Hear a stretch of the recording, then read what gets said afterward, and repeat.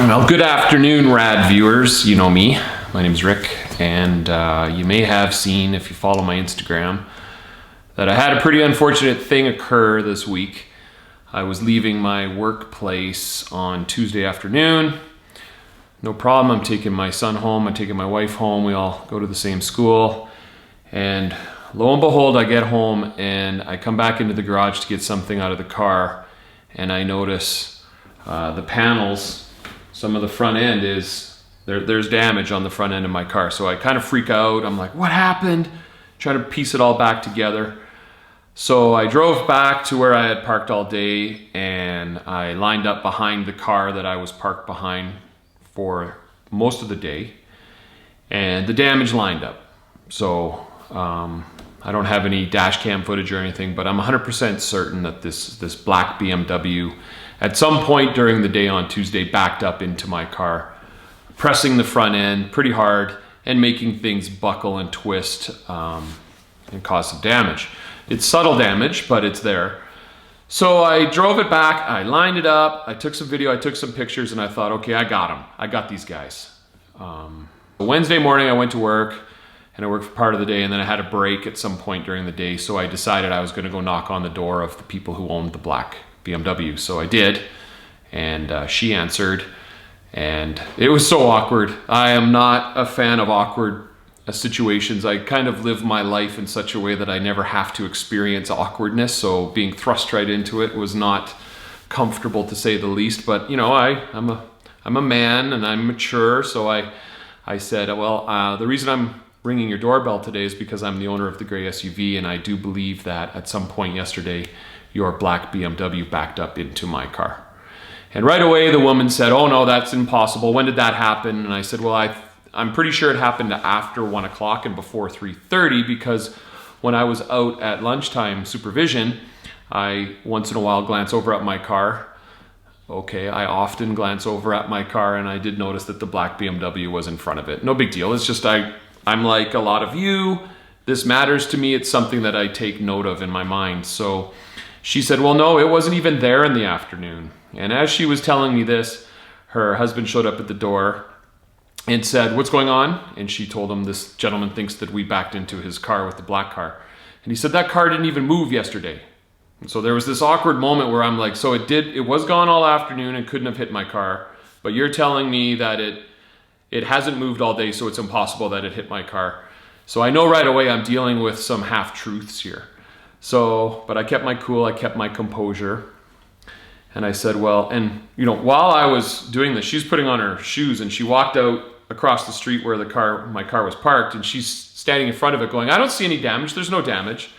And I said, well, there is damage, and I'll show you. And I started pointing out the damage, and by that time the husband was out there too, and he was starting to become a little belligerent. Not a little belligerent, he was becoming belligerent and saying things to me like, you were parked too close behind me. And I know you were parked too close behind me, I saw it. And I was like, well, what do you mean too close? And he said, the garbage truck wasn't even going to be able to access the alley because you were too close to where the alley entrance is. And I could kind of see where his mind was going. And I said to him, so was that a justification for backing up into my car? And he's like, well, I didn't back up into your car. And I said, well, it just seems interesting that you would care how close I was parked to your car when you admit that the car didn't move at all. And I said, so it sounds to me like you guys are going to play this in a way that you're not going to be honest and forthright. So that's your choice. I said, I'm going to be filing a claim, obviously, with my insurance company, but I will be visiting the Calgary Police Department to file a report. And I said, at this point, you have a choice. I can go there and I can file a hit and run complaint, and maybe they investigate it and they talk to you and you'll have to be forced to tell them your half-truths. Or we could just go in there like adults, and you could admit that you're at fault for backing into my car. And at that point, he started to use some language with me. And I'll tell you, I was in a pretty awkward situation because I am a teacher, and teaching is important to me, and I believe that teachers need to be held to a higher standard. So I was really composed, even though inside I was raging. You know, I have a strong sense of justice, like I think most people, a strong sense of fairness, And plus, I've dedicated 25 years of my life to teaching kids how to do the right thing when doing the right thing is difficult. So I was standing here being berated by someone who I am certain caused damage to my car, and I'm certain is lying to my face, but I put on my professional face. After all, I'm a representative of the school that is a neighbor to him. So I said, okay, we're all gonna play it the way we're gonna play it. Have a great day. And I walked away to some abuse, and I just sort of said to myself, that's okay. Anyway, I was pretty upset for the rest of that day. And this is incredible. I hope you don't think I'm lying, but after calling my insurance company, I felt so much better. I had a wonderful agent on the line for about a half an hour walking me through the process. And I do have an amazing insurance policy. I don't know if it's the gold package or the VIP package, but I will be filing. I have opened a claim. It'll be a no-fault accident. Has nothing to do with me. It's considered a hit and run with the Calgary Police. I filed a report with them. I was sort of sad but not surprised to hear that they will not investigate this claim.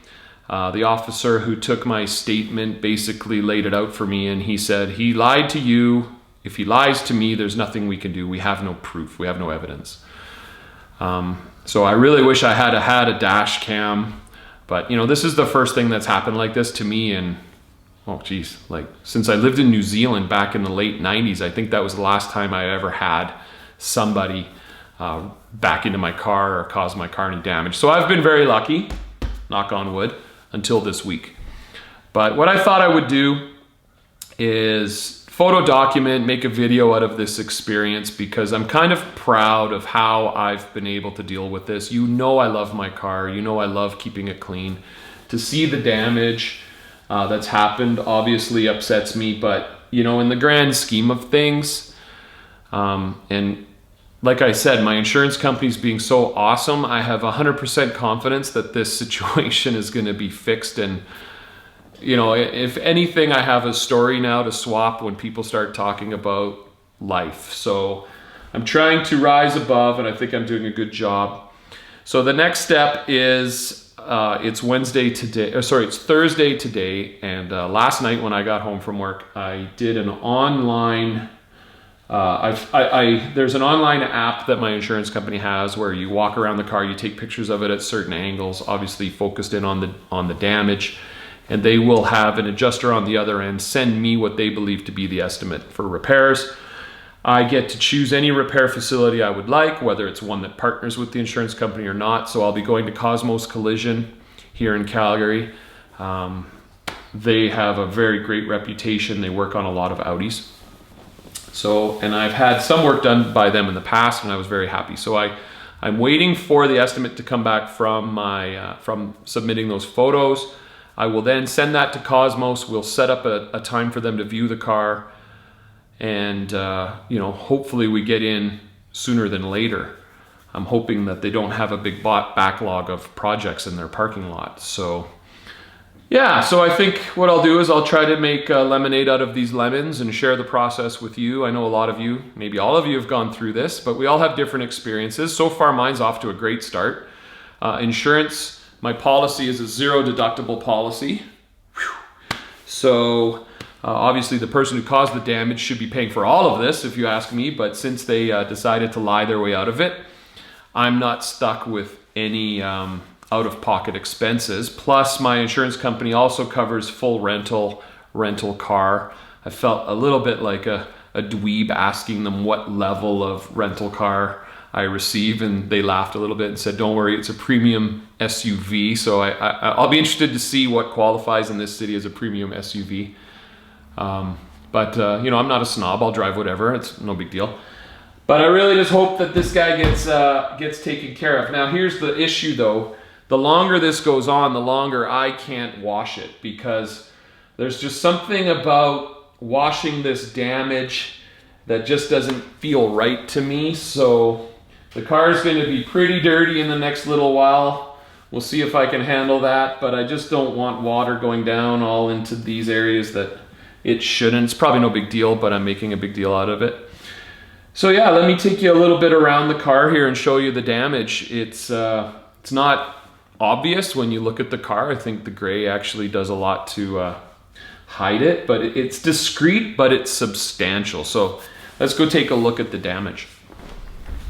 So when I popped into the garage on Tuesday evening to retrieve something from the car, this is what stood out to me. I was like, what is that? And what's happened here is the impact pressure down low has caused this part to pop out from underneath the headlight lens.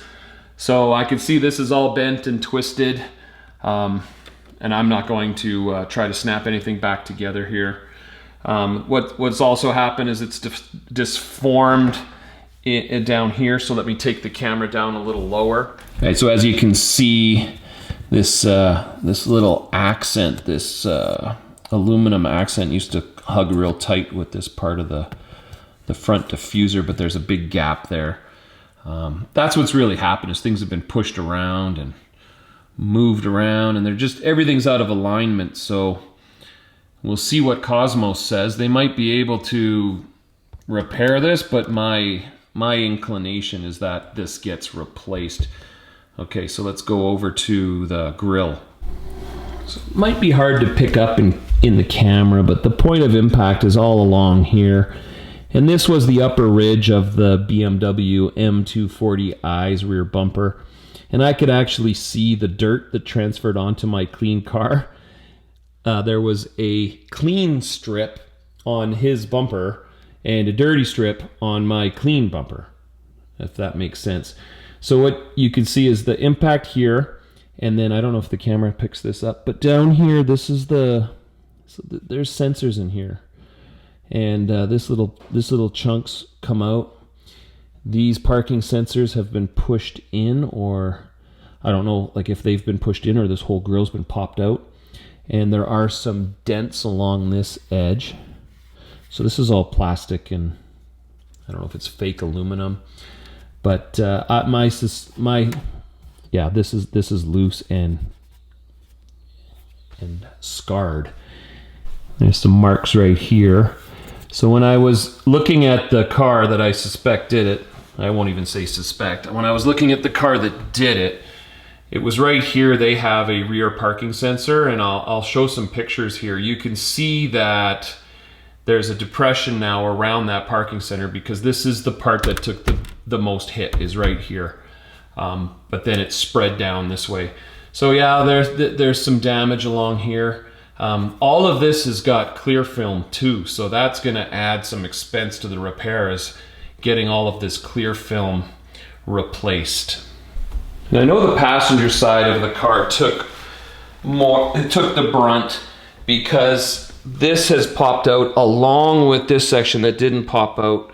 So this lower front fascia has popped out from this. I don't know if there's any damage to this quarter panel, but if I had to guess, I think the entire front clip of this car is going to be replaced, and that is not going to be cheap. I can't believe somebody would be able to just get away with doing this much damage, but here I go down that path again, and I'm trying not to let my mind go down that path. At this point, this isn't about justice, it's just about getting my car that I love fixed, and that's going to happen no problem. I don't see anything here in this project that's going to put the body shop in a situation where they don't know what to do. I think this is just a few bolts, we put a new front end on this car. So that's the damage. It hurts to look at, but honestly, it could have been so much worse, and nobody was hurt. The car was sitting there waiting for us to return, and it took a knock like this. But this car, I have so much respect for it. I've had it for almost 3 years. September 11th will be our 3rd anniversary with this car, and it has done my family so well, so I'm going to make sure it gets fixed up. So stay tuned for the next part of this video, where maybe I've got confirmation from the auto body shop on what repairs are going to be made, and maybe even some cost estimates. But maybe you'll find this journey interesting. I know I will. So thanks for tuning in.